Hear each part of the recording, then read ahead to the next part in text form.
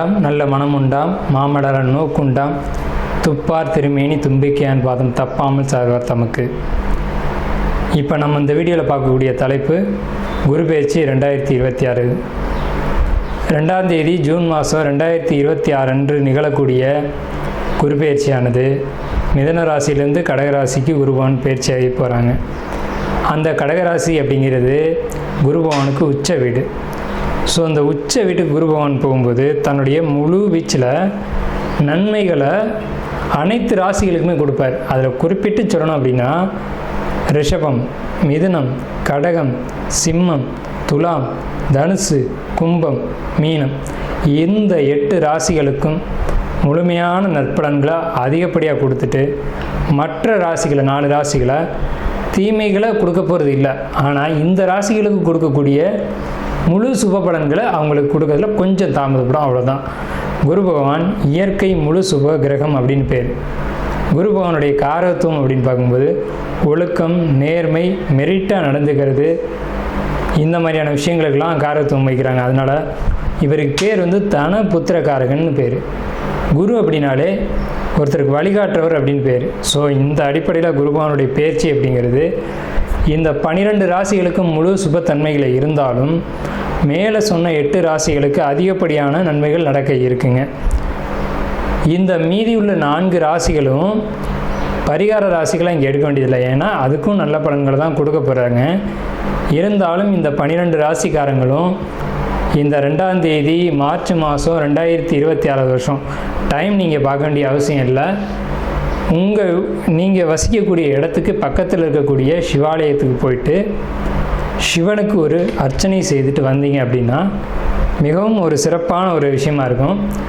குரு பகவானை வழிபடுறது மூலமாக ஒருத்தருக்கு தனம் கிடைக்கும், கல்வி கிடைக்கும், பொருளாதாரம் கிடைக்கும், சமுதாயம் அந்தஸ்து கிடைக்கும், கௌரவம் கிடைக்கும்.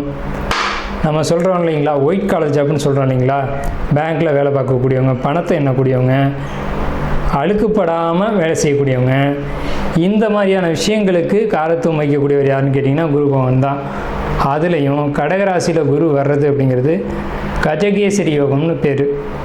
கஜகேசரி அப்படின்னா 100 யானைகள் சண்டையிட வரும்போது ஒரு சிங்கம் எதிர்த்து போட்டிட்டு அந்த 100 யானைகளையும் விரட்டி தள்ளுறது அப்படின்னு பேர். ஸோ இப்படிப்பட்ட கஜகேசரி யோகத்தில் நிகழக்கூடிய இந்த குரு பெயர்ச்சி 2026ஆம் ஆண்டு அப்படிங்கிறது 12 வருஷத்துக்கு ஒரு முறை ஒரு சிறப்பு வாய்ந்த ஒரு வருஷமாக இருக்கும். இதுக்கு பிறகு இன்னொரு 12 வருஷம் கழித்து தான் இந்த ஒரு சிறப்பான ஒரு குரு பெயர்ச்சி அப்படிங்கிறது நிகழும். ஸோ உங்களுக்கு இந்த குரு பெயர்ச்சி கடகராசிக்கு பயிற்சி ஆகுது. குரு பலன் அப்படின்னு பார்க்கும்போது சந்திரன் என்ற வீட்டுக்கு, அதாவது கடகராசிக்காரங்களுக்கு அல்லது ரிஷபராசிக்காரங்களுக்கு, மேலே சொன்ன இந்த 8 ராசிக்காரங்களுக்கும் குருபலன் அப்படிங்கிறது வந்துடும். ஸோ குருபலன் வந்துருச்சு அப்படின்னாலுமே திருமணம், குழந்தை பாக்கியம், பொருளாதாரம், வேலைவாய்ப்புகள் போன்ற அனைத்து விதமான சுபகாரியங்களும் நடக்கும். சுபகாரியம் நடக்கணும் அப்படின்னா குருபலன் வேணும். சந்திரன் என்ற வீட்டுக்கு குரு வர்றது, அவர் வீட்டுக்கு சந்திரன் என்ற வீட்டுக்கு 2ஆம் வீட்டில் குரு வர்றது, சந்திரன் என்ற வீட்டுக்கு 5ஆம் வீட்டில் குரு வர்றது, சந்திரன் என்ற வீட்டுக்கு 7ஆம் வீட்டில் குரு வர்றது. இப்போது மகர ராசிக்காரங்களுக்கு 7ல் குரு, இதுவே மீன ராசிக்காரங்களுக்கு 5ல் குரு, இப்படி 5, 7, 9, 11. இப்போ அந்த அடிப்படையில் பார்க்கும்போது மீன ராசிக்காரங்களுக்கு 5ல் குரு, தனுசு ராசிக்காரங்களுக்கு அது விழுகாது. இதுவே விருச்சிக ராசிக்காரங்களுக்கு 9ல் குரு. அப்போ விருச்சிக ராசிக்காரங்களுக்கு குரு பலன் இருக்குது 11. கன்னி ராசிக்காரங்களுக்கு 11ல் குரு. ஸோ இவங்களுக்கெல்லாம் கன்னி, கடகம், விருச்சிகம், மகரம், மீனம் இந்த ராசிக்காரங்களுக்கெல்லாம் குரு பலன் அப்படிங்கிறது நிகழ்ந்திருக்கு. நட்சத்திரங்களின் வரிசையில் 20வது நட்சத்திரமான பூராட நட்சத்திரம். பூராட நட்சத்திரக்காரங்க உடல் சார்ந்த விஷயங்களில் ரொம்ப ரொம்ப ரொம்ப ரொம்ப எச்சரிக்கையாக இருக்கணும். என்ன எச்சரிக்கை? உடம்புக்குள்ளே பிரச்சனை வரும், ஸ்கேன் பண்ணுவீங்க, எக்ஸ்ரே எடுப்பீங்க, ஆனால் என்ன பிரச்சனை டயக்னோஸ் பண்ண முடியாது. என்ன சார் ஆச்சரியமாக இருக்குது அப்படின்னா அது அப்படித்தான். இப்போது ஒரு நெஞ்சு வலிக்குது அப்படின்னா ஹாஸ்பிட்டல் போவீங்க, எம்ஆர்ஐ எடுப்பாங்க, இசிஜி எடுப்பாங்க, எக்கோ எடுப்பாங்க. அப்போ ஜஸ்ட்டில் என்ன இருக்குதுன்னு தெரியணுமா இல்லையா? இசிஜி எடுத்தாச்சு, எக்கோ எடுத்தாச்சு.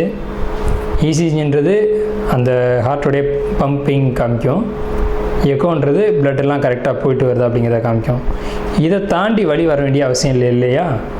ஆனால் வலிக்கும். ஸோ மர்மமான பிரச்சனைகள், மர்மமான நோய்கள் தாக்கக்கூடிய காலகட்டம். குறிப்பிட்டு சொல்லணும்னா பூரண நட்சத்திரக்காரனுக்கு பயங்கரமாக வெயிட்டு போடும். இந்த குரு பயிற்சிக்கு பின்னாடி அடுத்த குரு பயிற்சிக்குள்ளே வெயிட் பயங்கரமாக ஏறும். வெயிட்டு போடாத அளவுக்கு பார்த்துக்கோங்க. ஏன் வெயிட்டு போடுது அப்படின்னா, குரு உச்சமடைகிறார் 8ஆம் வீட்டில். ஏன் வெயிட்டு போடுதுன்னு உங்களாலே கண்டுபிடிக்க முடியாது. டயட்டில் இருப்பீங்க, எக்ஸசைஸ் பண்ணுவீங்க, யோகா பண்ணுவீங்க, ஆனால் வெயிட் போட்டுக்கிட்டே இருக்கும். ஸோ என்ன தான் தீர்வு அப்படின்னு கேட்டிங்கன்னா, சரியான நேரத்துக்கு சரியான உணவுகளை எடுத்துக்கிட்டு, சரியான தூக்கம், சரியான விழிப்பு, சரியான வாழ்க்கை முறை, நடைமுறை இதெல்லாம் பண்ணிங்க அப்படின்னா கண்டிப்பாக அந்த பிரச்சனையிலேருந்து வெளியில் வரலாம். ஆனாலும் உடல் ஆரோக்கியத்தில் ரொம்ப எச்சரிக்கையாக இருக்கணும். எந்த நிமிஷத்துலையும் எந்த விஷயத்துக்காகவும் நீங்கள் கவனமாக இருக்கணும். அதே மாதிரி பழைய சொத்துக்களை, பழைய வாகனங்களை நீங்கள் வாங்கக்கூடிய யோகம் உண்டு. உங்கள் குடும்பத்தில் சுபகாரியங்கள் நடக்கும். ஆடை ஆபரணங்கள் போன்ற விஷயங்கள் வாங்கி சேர்ப்பீங்க. தங்க நகைகள், வைர நகைகள், மிக அரிதான நகைகள், கிடைக்காத பொருட்கள் இதெல்லாம் வாங்கி வீட்டில் சேர்ப்பீங்க. சொல்லப்போனால் இந்த பழைய நாணயங்கள்னு சொல்லக்கூடிய விஷயங்கள்லாம் இருக்குது பார்த்தீங்களா, அரிதான பொருட்கள்னு சொல்கிறாங்க பார்த்தீங்களா, அதெல்லாம் வாங்கி வீட்டில் சேர்ப்பீங்க. வீடை ஆல்ட்ரு பண்ணுவீங்க, இடித்து கட்டுவீங்க. அதே மாதிரி புது வீடு கட்டணும் அப்படின்ற எண்ணம் உங்களுக்கு வராது. வீட்டை வாங்கி இடித்து தான் கட்டணும் அப்படின்ற எண்ணம் வரும். இல்லை பழைய வீடு இருக்குது சார் என்கிட்ட அப்படின்னா அதை ஆல்ட்ரு பண்ணுவீங்க. அதில் அளவு குறை, இல்லை இட அமைப்பு குறை, வாஸ்து குறை அப்படின்னு பார்த்துட்டு மாற்றி கட்டுவீங்க. கட்டினா நல்லா இருக்குமா அப்படின்ற ஒரு எண்ணம் உங்களுக்குள்ள வரும். விரை செலவுகள் வரும், அதனால் மாற்றி கட்டுவீங்க. கட்டினதுக்கு பிறகு உங்கள் லைஃப் நல்லாயிருக்கும். இந்த குரு பயிற்சி காலகட்டத்திலேயே வீடு சம்பந்தமான பணிகளை நீங்கள் செய்யும்போது, குடும்பத்தில் விரை செலவுகளை நீங்கள் செய்யும்போது எல்லா பிரச்சனைகளும் முடிவுக்கு வரும். ஆனாலும் கூட நீங்கள் இந்த குரு பயிற்சி முடிகிற வரைக்கும் உடல் விஷயத்தில் எச்சரிக்கையாக இருங்க. குறிப்பிட்டு நான் சொல்கிறேன், யோகாவை மட்டும் விட்டுறாதீங்க, டயட்டை விட்டுறாதீங்க. யோகா ரொம்ப அவசியம். எந்த ஒரு பிரச்சனைக்குமே உடல் பிரச்சனைகளை பொறுத்த வரைக்கும் யோகா அப்படின்றது கரெக்ட் பண்ணிடும். மெடிடேஷன், தியானம் ரொம்ப ரொம்ப ரொம்ப அவசியம். சக்கரா தியானம் சொல்லக்கூடிய 6 ஆதாரங்களையும் நீங்கள் கரெக்டாக வச்சுக்கணும். இதில் ஒன்று மிஸ் ஆனாலும் வடிவல் சொல்ல மாதிரி தான், எது மிஸ் ஆனாலும் பிரச்சனை ஆயிடும். ஸோ அதுதான் நீங்கள் கவனமாக இருக்க வேண்டிய விஷயம். அப்படிங்கிறது பூரண நட்சத்திரக்காரங்களை பொறுத்த வரைக்கும் இப்படி ஒரு வித்தியாசமான ஒரு பலன்கள் இருக்குது. 100க்கு 60% தான் நல்ல பலன்கள் இருக்குது.